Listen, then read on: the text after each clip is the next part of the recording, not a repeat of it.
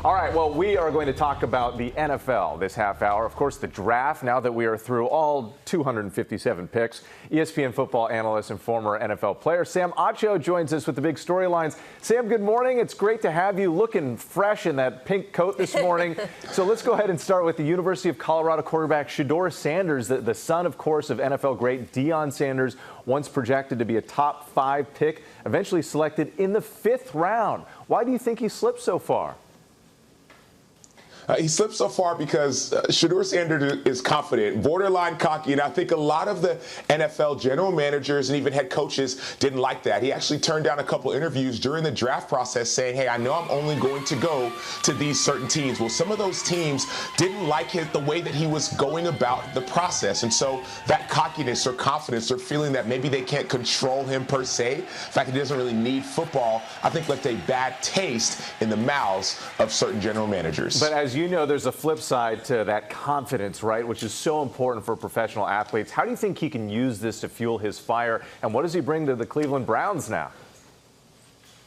Well, what's the best thing that could have happened to him? This idea of, okay, you fall and all of a sudden no one, quote unquote, believes in you. Now you have a chance to fuel your fire. Adversity can produce character. And so this adversity will cause, I think, Shedeur Sanders to show what he can really do. It'll light a fire in him, and I think it'll cause him to work even harder with his Cleveland Brown teams. Yes, it is a crowded quarterback room, but none of those quarterbacks are the established starter right now. Deshaun Watson is injured. Joe Flacco is aging and older, and Kenny Pickett is still unproven. And so I think that Shedeur Sanders will have a chance to show what he can do after this humbling experience. The truth will be on the field, Sam. Let's talk about his Colorado teammate, Travis Hunter. A lot of people talking about him. One of the most talented to come out of this draft class. He can play 2 positions, both offense and defense, which is very unique. And the Jags knew they wanted him. They made that trade with the Browns to get that higher pick. Now, how big of an impact do you think Hunter will make as a rookie? And which side of the ball do you think he's going to focus on first?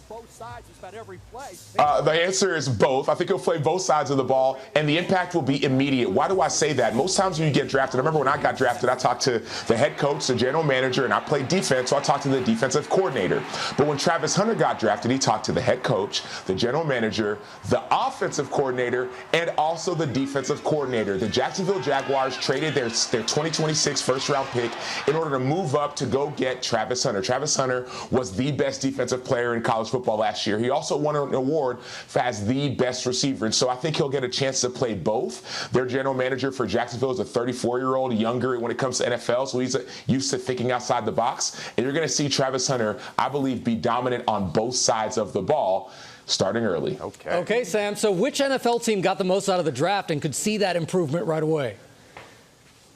Oh, it'll be the Atlanta Falcons. That one's easy. Atlanta Falcons only had 31 sacks last year. That was second to last in the NFL. And what did?